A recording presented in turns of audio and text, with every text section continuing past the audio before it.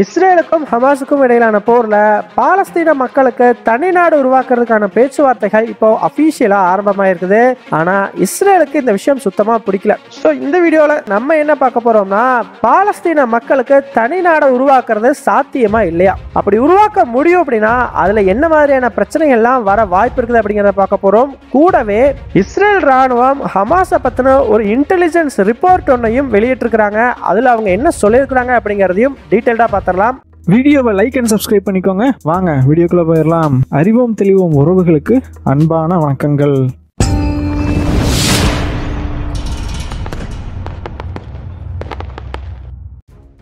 மொதல் விஷயமா, இஸ்ரேலுக்கும் ஹமாஸுக்கும் இடையிலான போர்ல எந்த நேரத்தில் வேண்டுமானாலும் இஸ்ரேல் ராணுவம் ராஃபா மேல ஒரு தரைவழி தாக்குதலை நடத்தலாம் அப்படின்னு பெரிதும் எதிர்பார்க்கப்படுற காரணத்தினால எஜிப்ட் அரசாங்கம் இப்போ இந்த காசா பார்டருக்கும் எஜிப்டோட பார்டருக்கும் இடையில ஒரு மிகப்பெரிய தடுப்பு சுவரை ஏற்படுத்திட்டு இருக்கிறாங்க. கிட்டத்தட்ட 5 மீட்டர் அளவுக்கு இந்த தடுப்பு சுவரை எஜிப்ட் அரசாங்கம் உருவாக்கிட்டு இருக்கிறதா தகவல்கள் வெளியாகி இருக்குது. அதற்கான சேட்டலைட் இமேஜஸ் அப்படிங்கிறதும் வெளியிடப்பட்டிருக்குது. இந்த தடுப்பு சுவர் பார்த்தீங்கன்னா காசாவுக்குள்ள போகிறதுக்கு இருக்க ஒரே வழியான ராஃபா கிராசிங்கையும் தடுத்து கட்டப்படலாம் அப்படின்னு நம்பப்படுது. போன மாசம் தான் பார்த்தீங்கன்னா இஸ்ரேல் ராணுவம் எஜிப்ட் அரசாங்கத்துக்கிட்ட ஒரு கோரிக்கை வச்சிருந்தாங்க. எஜிப்டுக்கும் காசாவுக்கும் இடையில இருக்கிற அந்த பிலாடெல்ஃபி ரூட், அதாங்க இவங்களோட ஆக்சுவல் பார்டர், அதை எங்கள்கிட்ட கொடுத்துருங்க, நாங்கள் அதை கட்டுப்படுத்திக்கிறோம் அப்படிங்கிற மாதிரி சொல்லியிருந்தாங்க. ஆனால் எஜிப்ட் அரசாங்கம் கொடுக்க மறுத்துட்டாங்க அப்படிங்கிறத நம்ம வீடியோலேயே ரொம்ப டீட்டெயில்டாக பார்த்துருந்தோம். இந்த பிலாடெல்ஃபி ரூட்னா என்ன, ஏன் எஜிப்ட் கொடுக்க மாட்டேங்கிறாங்க அப்படின்னு சொல்லி. ஆனால் இப்போ எஜிப்ட் அரசாங்கம் தடுப்பு சுவரை கட்டுறதை பார்க்கும் பொழுது அவங்களுக்கு இஸ்ரேல் ராணுவத்து மேலே சுத்தமாக நம்பிக்கை இல்லை அப்படிங்கிறது தெரியுது. ஸோ எப்போ இருந்தாலும் இஸ்ரேல் கண்டிப்பாக ராஃபா மேலே தாக்குதல் நடத்துவாங்க, பாலஸ்தீன மக்கள் எஜிப்டை நோக்கி வருவாங்க அப்படிங்கிறத எஜிப்ட் அரசாங்கம் முழுமையாக நம்புது. ஒரு நிமிஷம் யோசிச்சு பாருங்க, இப்போ வரைக்கும் இஸ்ரேல் தரைவழி தாக்குதலை பெரிய அளவுக்கு ராஃபா மேலே நடத்தலை அப்படின்னா அதுக்கு ஒரே காரணம் அங்கே இருக்கக்கூடிய மக்களை என்ன பண்ண போகிறாங்க அப்படிங்கிற கேள்வியை உலக நாடுகள் திரும்ப திரும்ப இஸ்ரேல் கிட்ட கேட்டுக்கிட்டு இருக்காங்க. ஸோ இப்போ இஸ்ரேலுமே அந்த யோசனைகளை தான் இருந்துகிட்டு இருக்கிறாங்க. ஒருவேளை எஜிப்து மட்டும் அவங்களோட பார்டரை இஸ்ரேல் கிட்ட கொடுத்தாங்க அப்படின்னா இஸ்ரேல் ராணுவம் அடுத்த நிமிஷம் கூட யோசிக்க மாட்டாங்க, டக்குன்னு அந்த பார்டர் கண்ட்ரோலை ஃபுல்லாக எடுத்துக்கிட்டு ராஃபா மேலே தாக்குதல் நடத்த ஆரம்பிச்சிடுவாங்க. காரணம், எஜிப்டோட பார்டர் கண்ட்ரோல் மட்டும் கிடைச்சிட்டாலே போதும், ராஃபாவில் இருக்கக்கூடிய மக்களை எல்லாம் ஈஸியாக இஸ்ரேலால் எஜிப்தை நோக்கி அனுப்பிட முடியும். ஸோ அதனால் டக்குன்னு ஒரு அட்டாக் அப்படிங்கிறத அவங்க நடத்தியிருக்கிறதுக்கான வாய்ப்புண்டு. இதுவும் எஜிப்த் அரசாங்கம் இஸ்ரேல் கிட்ட அந்த பார்டரை கொடுக்க மறுத்ததற்கான காரணங்கள் உள்ள ஒன்று. அது மட்டும் இல்லை, எப்படி பார்த்தாலும் இஸ்ரேல் வேறு ஏதோ ஒரு வழியில் பிளான் பண்ணிவிட்டு ராஃபா மேலே ஒரு அட்டாக்கை பண்ண தான் போகிறாங்க. ஸோ அப்படி பண்ணும் பொழுது பாலஸ்தீன மக்கள் எஜிப்துக்குள்ளே வந்துடாமல் தடுக்கணும் அப்படிங்கிறதுக்காக தான் இப்போ இவ்வளோ பெரிய ஒரு தடுப்பு சுவருக்கு எஜிப்த் அரசாங்கம் ஏற்பாடு பண்ணிக்கிட்டு இருக்கிறாங்க. இப்போ நிறைய பேருக்கு ஒரு டவுட் ஒன்று வரலாம், சரி பாலஸ்தீன மக்களை எஜிப்டுக்குள்ளே விடுறதுக்கு எஜிப்த் அரசாங்கத்துக்கு ஏன் இவ்வளவு தயக்கம் அப்படின்னு கேட்டிங்கன்னா, அதை பற்றி ரொம்பவே டீட்டெயில்டாக எக்ஸ்பிளைன் பண்ணி தனியாக ஒரு வீடியோ போட்டிருக்கோம். அந்த வீடியோட லிங்க் டிஸ்கிரிப்ஷனில் கொடுக்குறோம், மிஸ் பண்ணாமல் அதையும் பாருங்கள். இதெல்லாம் ஒரு பக்கம் பரபரப்பாக போயிட்டு இருக்கும்போதே இன்னொரு பக்கம் பார்த்தீங்கன்னா இஸ்ரேல் ராணுவம் இப்போ சமீபத்தில் ஒரு இன்டெலிஜென்ஸ் ரிப்போர்ட் ஒன்று ரிலீஸ் பண்ணியிருக்கிறாங்க. அதில் அவங்க என்ன சொல்லியிருக்கிறாங்கன்னா, ஹமாஸை அழிக்க முடியாது, ஹமாஸ் அப்படிங்கிறது ஒரு ஐடியாலஜியாக மாறிடுச்சு. ஸோ நம்ம நினச்சா ஹமாஸோட ரிசோர்ஸஸையும் அவர்களுடைய ஆள் பலத்தையும் கொஞ்சம் குறைக்கலாம், ஒரு கொஞ்ச காலத்துக்கு இஸ்ரேலுக்கு எந்த பிரச்சனையும் இல்லாத மாதிரி பார்த்துக்கலாமே தவிர ஹமாஸை முழுமையாக அழிக்கிறதுங்கிறது நடக்காது அப்படின்னு சொல்லி முதல் முறையாக இஸ்ரேல் ஒத்துக்கிட்டு இருக்கிறாங்க. இது வரைக்கும் பல தரப்புல இருந்தும் இந்த ஒரு விஷயம் சொல்லப்பட்டுக்கிட்டே இருந்தது, ஹமாஸை அழிக்க முடியாது அப்படின்னு சொல்லி. ஆனால் அப்போ எல்லாமே இஸ்ரேல் இல்லை நாங்கள் அழிச்சு காட்டுவோம் அப்படிங்கிற மாதிரி தான் சொல்லிக்கிட்டு இருந்தாங்க. ஆனால் இப்போ இஸ்ரேல் ராணுவத்தோட இன்டெலிஜென்ஸ் ஏஜென்சியை பார்த்தீங்கன்னா இந்த மாதிரி ஒரு ரிப்போர்ட்டை வெளியிட்டிருக்கிறாங்க. ஸோ அந்த ரிப்போர்ட்டில் அவங்க என்ன சொல்லியிருக்காங்கன்னு பார்த்தீங்கன்னா, ஹமாஸை அழிச்சாலுமே கூட அவர்களுடைய நோக்கம் அப்படிங்கிறது அழியாருது. ஹமாஸினுடைய நோக்கம் என்ன, இஸ்ரேலை எதிர்க்கிறது. காசாவில் இருக்கக்கூடிய முக்கால்வாசி மக்களுடைய மனநிலையும் இதே தான். காரணம், இஸ்ரேலை அவங்கள ஒரு திறந்த வெளி சிறை கூடத்தில் வச்சிருக்கிறதா அவங்க ஃபீல் பண்ணுறாங்க. ஸோ அது அந்த மக்கள் மனசில் இஸ்ரேலுக்கு எதிரான ஒரு மனநிலையை வச்சுக்கிட்டே தான் இருக்கும். ஸோ நீங்கள் என்னதான் ஹமாஸ் அழிச்சிங்க அப்படின்னாலுமே கூட இந்த மக்கள் மனசில் இருக்கிற மன ஓட்டத்தை மாற்றுறதுங்கிறது கஷ்டம் அப்படிங்கிற மாதிரி அந்த ரிப்போர்ட்டில் சொல்லப்பட்டிருக்குது.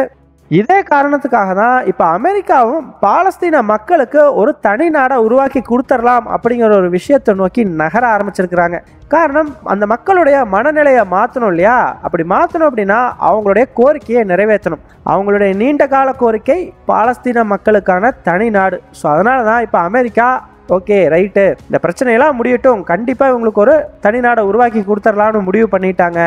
ஆனால் இந்த விஷயத்தில் இஸ்ரேல் கோஆப்ரேட்டே பண்ணலை. ஸ்டார்டிங்லேருந்தே மாற்றி தான் பேசிக்கிட்டு இருக்கிறாங்க.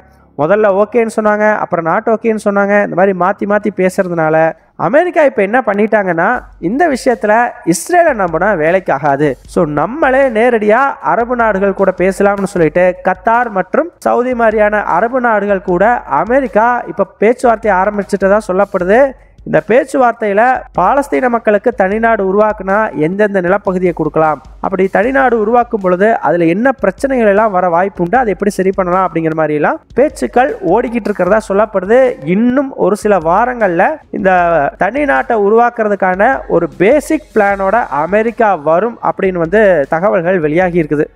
அமெரிக்கா இந்த விஷயத்தில் இவ்வளோ தீவிரமாக இருக்கிறதுக்கு முக்கிய காரணம் என்னன்னு பார்த்தீங்கன்னா, அரபு நாடுகளுக்கு அமெரிக்கா ஒரு ப்ராமிஸை கொடுத்துருக்குறாங்க. கண்டிப்பாக இந்த போர் முடிஞ்சால் பாலஸ்தீன மக்களை நாங்கள் ஏமாற்ற மாட்டோம், ஒரு தனி நாடு உருவாக்கி கொடுப்போம் அப்படின்னு சொல்லி. ஸோ அதை நிறைவேற்ற வேண்டிய ஒரு சூழ்நிலையில் இப்போ அமெரிக்கா இருக்குது. இஸ்ரேலை நம்பி இந்த போர் முடிகிற வரைக்கும் வெயிட் பண்ணால் கண்டிப்பாக இஸ்ரேல் ஒத்துப்பாங்களா அப்படிங்கிறது அமெரிக்காவுக்கு தெரியாது. ஸோ அதனால் இப்போயே அரபு நாடுகள் கூட பேச்சுவார்த்தை அப்படிங்கிறத ஸ்டார்ட் பண்ணிட்டாங்க. ஆனால் இங்கே தாங்க ஒரு பெரிய பிரச்சனையே இருக்குது. அது என்னென்னா, இப்போது தனிநாடு உருவாக்குறது முடிவு பண்ணிட்டா அந்த பேச்சுவார்த்தையில் இந்த ரெண்டு சைடுமே இருக்கணும், இஸ்ரேல் சைடு, பாலஸ்தீன மக்களுடைய சைடு. ஆனால் இப்போ இந்த ரெண்டு சைடுமே இல்லாமல் தான் பேச்சுவார்த்தை நடந்துக்கிட்டு இருக்குது. ஸோ இந்த விஷயத்தில் இன்வால்மெண்ட்டே இல்லாதவங்க கூடி பேசி இந்தந்த நிலப்பகுதியை கொடுக்கலாம், இப்படி பண்ணலாம், அப்படி பண்ணலான்னு ஒரு பேசிக் பிளானை கிரியேட் பண்ணிகிட்டு இருக்கிறாங்க. இந்த ஒரு பிளானுக்கு இந்த ரெண்டு சைடையும் ஒத்துக்க வைக்கிறது தான் ஒரு மிகப்பெரிய டாஸ்காக இருக்க போகுது. ஸோ இஸ்ரேல் பார்த்தீங்கன்னா ஆல்ரெடி எங்களுக்கு இந்த பேச்சுவார்த்தை நடக்கிறது பிடிக்கல அப்படின்னே சொல்லிட்டாங்க.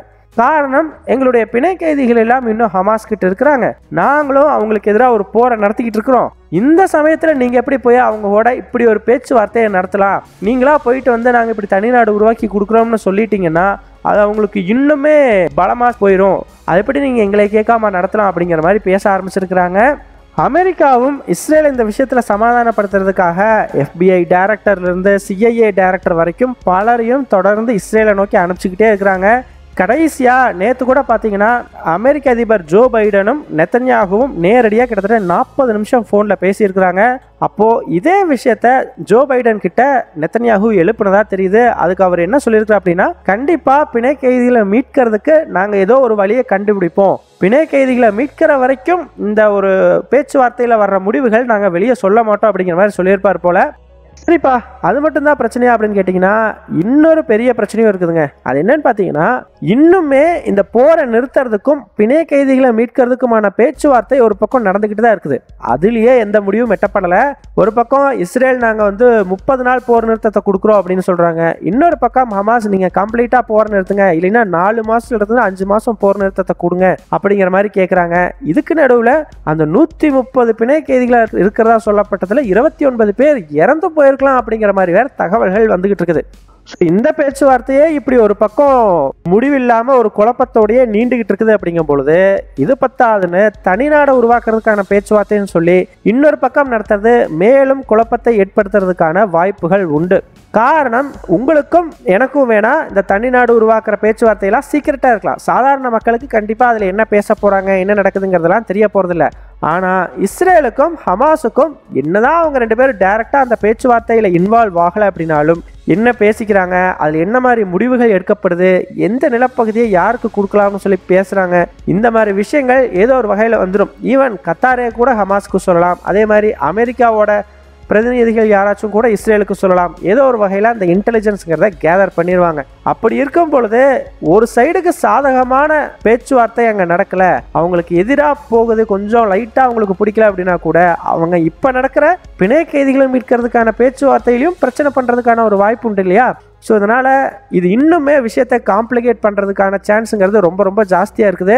ஸோ என்ன நடக்கும் அப்படிங்கிறது தெரியல. கண்டிப்பாக அதுக்கு ஏதாச்சும் ஒரு பிளான் வச்சுருப்பாங்க அப்படிங்கிறத நம்ம நம்புவோம். ஃபைனலாக நீங்கள் என்ன நினைக்கிறீங்க? இந்த மாதிரி ஒரே சமயத்தில் 2 வெவ்வேறு பேச்சுவார்த்தைகள் நடக்கிறது அந்த பேச்சுவார்த்தைக்கே ஆபத்தாக முடியுமா, இல்லை பேச்சுவார்த்தையில் முன்னேற்றம் ஏற்படுமா? உங்களுடைய கருத்துக்களை மறக்காமல் கமெண்ட்ஸில் சொல்லுங்கள். எங்கள் டெலிகிராம் சேனல் லிங்க் டிஸ்கிரிப்ஷனில் கொடுக்குறோம். இன்ட்ரெஸ்ட் இருக்கிறவங்க ஜாயின் பண்ணிக்கோங்க. ரொம்ப முக்கியமான செய்திகள் அதில் பகிரப்படும். வீடியோ பிடிச்சிருந்ததுன்னா லைக் பண்ணிக்கோங்க, சப்ஸ்கிரைப் பண்ணிக்கோங்க. இதன் மூலமாக எங்களுடைய வீடியோஸ் இன்னும் நிறைய பேர்த்துக்கு போய் சேரும். முடிஞ்சா உங்களுடைய ஃப்ரெண்ட்ஸுகிட்டையும் நிறைய ஷேர் பண்ணிக்கோங்க. இது எங்களுடைய உழைப்புக்கு நீங்கள் கொடுக்குற ஒரு ரிவார்டாக இருக்கும். நன்றி.